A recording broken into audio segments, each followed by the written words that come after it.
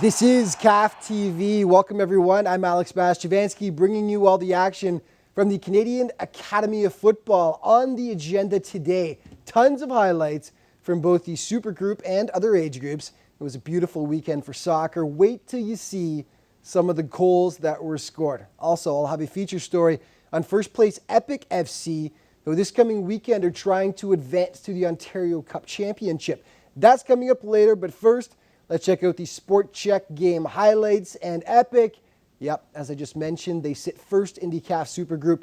They've been unquestionably the stars of the under-14 division this year, racking up 8 straight wins heading into their game last Saturday. Burlington was the opposition, but Epic showed once again why they're one of the top teams in the province, if not the country. Matchday highlights now, brought to you by Sport Check. What are you sweating for? Burlington doing their best to slow down the unstoppable force in the Supergroup, Epic FC. It wasn't happening on this day, though. Epic hit early and often. 7th minute, Michael Washington out front, and oh, this is pretty. He makes it look so easy, sliding it past Andy Lacic. A 1-zip Epic with much more to come. Soon after, Epic with some nice ball movement here. Washington ends up with it again, but this time Andy Lacic comes up huge to rob the Epic sniper and keep it a 1-goal game. Epic keeper Shafiq Wilson doesn't get tested often, but comes up big when called upon. Great save there, and then he gets some props from his teammates afterwards. On to the second half we go, which is where Epic does most of its damage. Washington to Sal Mazzaferro to Randall Marshall, tic-tac-toe. Epic goes up by a deuce through 45 minutes of play. Then 7 minutes later, it's Washington again, leaving the defender in his wake and smacking it past Andy Lacic. 3-zip for Epic. 75th minute now, Moises Corona just throws it out front here, and oops, Burlington own goal. When it's going your way, it's going your way, and vice versa, of course. 4-0. 77th minute, Andre Vilcini, a guy with a longer name than me, which doesn't happen often, makes it 5-zip. Then they finish in style. Keon Palea from 30 yards out does this. These kids are unreal. That is just sick. Everything going Epic's way on this day. 6-0, your final. So Epic just continues to roll. After only scoring 1 goal in the first half, the boys got a bit of a talking to from head coach Manny Corona at halftime. Well, definitely our coach had a little chat with us in the room, and he definitely told us to start playing those through balls. And he told us that we were kind of playing it too much possession, and that we needed to get those balls. And he said that it's not the long ball, it's the right ball to play. Well, GCS and CAP were up next in the Supergroup. GCS currently sits second in the standings, and heading into Saturday had scored 9 times in their last 2 matches. But CAP shut the door on the boys from Niagara, cooling down that red-hot offense. GCS in white, CAP in the Barca creamsicle jerseys, and early on it looks like GCS will keep up their high-scoring ways. Marco Primerano fights off the defender, hammers it past Callum Knox to give them an early 1-0 lead. That's actually the way it stayed until the break, and Primerano had his eyes on the prize again just after kickoff as he charges in, but Callum Fort Knox just gets his fingertips on it to knock it wide. Nice stop. But then CAP goes to work. 53rd minute. Ben, body, boom. What a strike from a ridiculous angle. CAP knocks things up at 1 apiece. But then it's Fort Knox again coming up huge, stopping the GCS shot from in close to keep it tied. GCS keeper Ivan Burgess wasn't about to be outdone by his counterpart, though. He stops the point-blank shot by Luke Creighton to come up huge. The dam breaks, though, in the 65th minute. The ball is crossed for Spencer Wright, who collects and coolly smacks it past Burgess. 2-1 for the boys from Guelph. 6 minutes later, it's Mr. Body going to work once again. Too much time and space down the wing. He picks his spot. Nothing Burgess could do about it. 3-1 CAP through 71 minutes of play. Burgess has the save of the week to finish things off, though, off Marcelo Flores out front. Call the cops. This boy gets robbed. What a stop, but CAP still gets the all-important 3 points. 3-1 CAP, your final. They were missing their number 1 striker, Nick O'Reilly, for this game, but it made no difference. Ben Body had a huge game for the Guelph squad. He talked about his 2 goals afterwards. the first one, I saw a lot of space, and the rest of the game they were taking me down the line. So I thought they'd think the same thing and just took a shot, and luckily it went in. And the second one was just right place and a good through ball by Adam. So it's a great game. We worked really hard, played very well, and at the second half we started doing combinations and got 3 goals. So I thought it was great.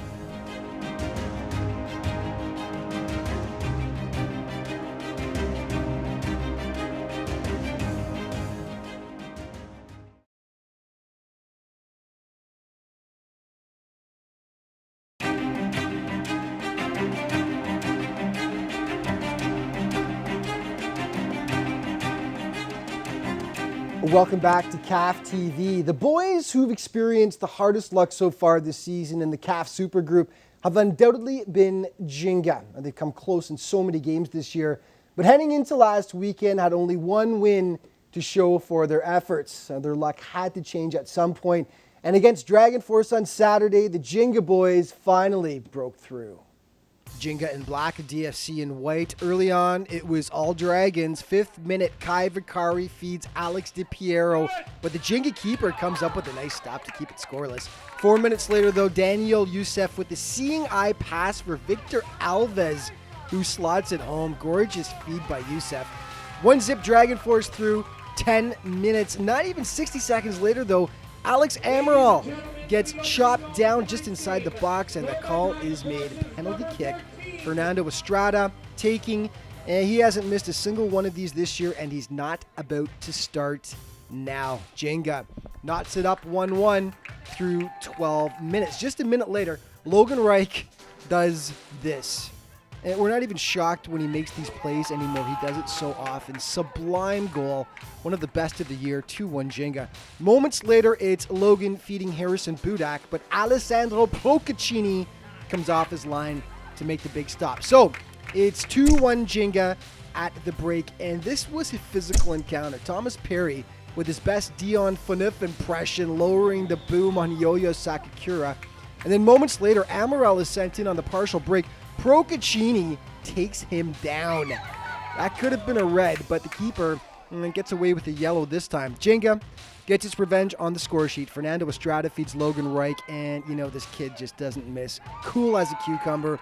Little fist pump afterwards for good measure. Jenga up 3-1 and looking good. And then Logan, just as good with the setups as he is with the scoring. Gorgeous flick on for Estrada, who smokes it home. 4-1 Jenga, looking like a sure bet to finally get their second win. But hold on, there was lots of time left. Alex DiPiero gets sent in on the break. He picks his spot. Dragon Force cut the lead to 2 through 65 minutes. Then deep in injury time, Jenga can't clear. Liam McCarroll says thank you very much. He pokes it home to make it 4-3. Fortunately for Jenga, final whistle blew just seconds later. The boys in black hold on for the 1-goal victory. A much-deserved win, just their second of the year after so many close calls. Coach Kevin DeSerpa, one happy man afterwards with his team's performance. Today we actually came out to play. We had a bunch of guys come out with lots of effort, lots of understanding of what we're trying to get them to do. And today they definitely showed what we want them to do, and of course they showed themselves. Of course, for all of us, it's a great feeling because everybody is in this to win, and we want to win. We want the kids to feel happy about themselves and proud about themselves. And this second win this season has definitely given them a confidence booster for them to move on forward now and make sure that they continue this path. Well, on to the under-14 group, and Jupiter Academy has been the class of the division all year. Undefeated, the only blemish on their record, if you can call it that, is a single tie, and they continued their hot streak on Saturday against ADP. ADP would be in tough to slow down the high-powered Jupiter offense who've been torching opponents all season long. But early on, it's ADP with the great chance. Matthew Walraven gives it a ride from distance. Can't beat the crossbar, though. Back and forth we go. Jonathan Law fights off the defender, takes a look, and blows it well over the top of the cage. 2 minutes later, though, they break through. Lucas Schaefer-Wood charges in, picks his spot past the keeper. 1-0 Jupiter Academy through 16 minutes of play. And then it's Ajfarul Islam in a carbon copy of the first goal on the partial break. He fires it home to make it 2-0 Jupiter through 19 minutes of play. Jupiter were relentless Alex Rodriguez takes the feed, tries his luck from 18 yards out, but Joey Hayworth says, not this time, pal. On to the second half of play we go, and more Jupiter. Jonathan Law, he's just got too much time and space here. He feeds the streaking Schaefer Wood 3-0 Jupiter through 57 minutes of play. Jupiter were just killing the ADP backline. They kept getting break after break. Islam takes advantage of another defensive miscue, and it's 4-0 Jupiter through 65 minutes. And 90 seconds later, I sound like a broken record. It's the same story again. This time it's Rodriguez, unmarked out front, tapping it home. Jupiter fully in control. They lead by a 5 spot. That's how it finishes up. Jupiter continues to roll in the under 14 division, still undefeated. Despite leading by 2 at the half, the squad knew they could play better, which prompted a bit of a pep talk from their coach. Coach told us at halftime that we had to press more and that we're better than this. And then the goals will start coming if we start playing the right balls. So eventually we started doing what the coach told us and we started playing well. And overall, we got a good win, and that's what happens when we're playing with high pressure intensity. I think we played good. I think that we pressured good. Overall, a nice win. Kept us up top in the league. So overall, a good win.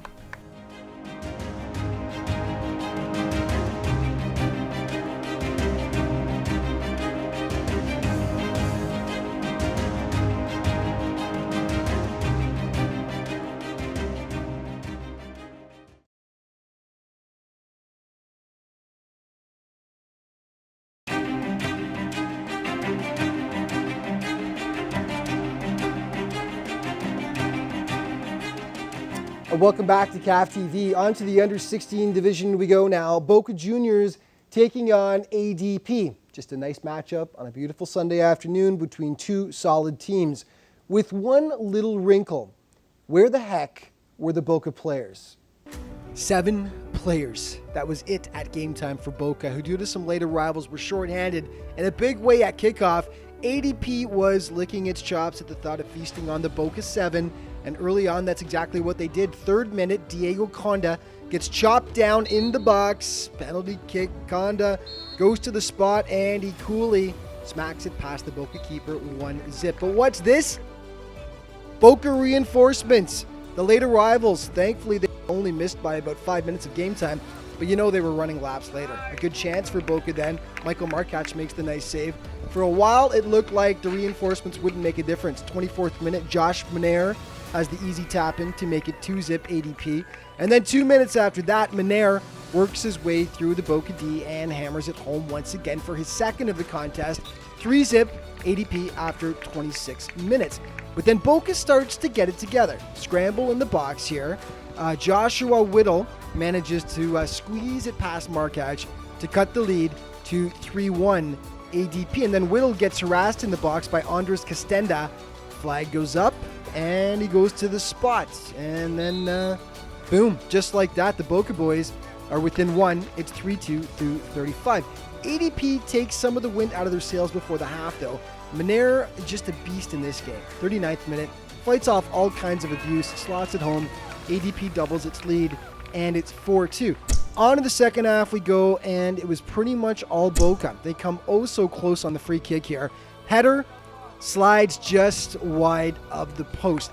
Then an ADP partial break, but the Boca keeper does well to come off his line and keep his team in the game with a nice save. 70th minute, Markach comes up with a huge stop for ADP. Not once, but twice. And those would prove to be massive stops because just moments later, Ren, with some stellar moves for Boca, somehow gets this one to go, and the lead is cut down to just 1.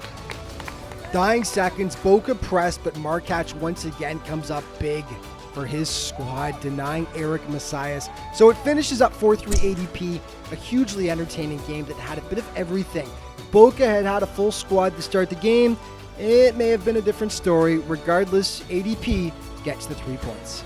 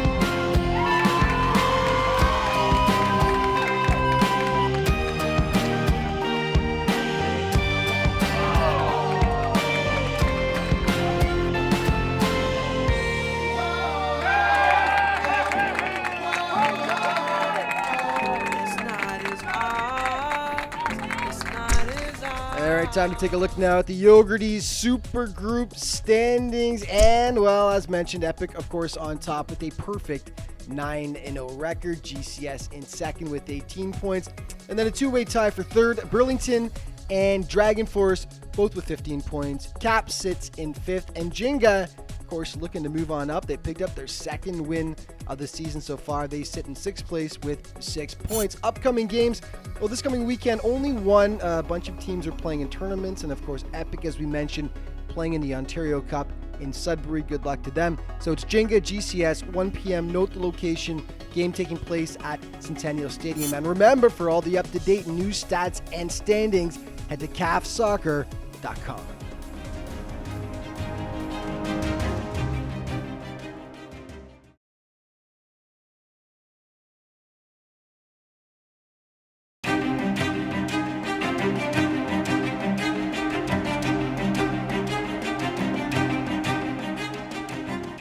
Welcome back to CAF TV. As we've all seen, Epic FC has been the class of the under-14 Super Group this year. And it's not surprising considering the star-laden lineup they put out there each match day. As we'll find out in the team report, they're not only excelling in CAF play, but also on the province's biggest stage as well. Epic FC, this week's CAF team report brought to you by Leica Sports. Leica, your passion, our commitment.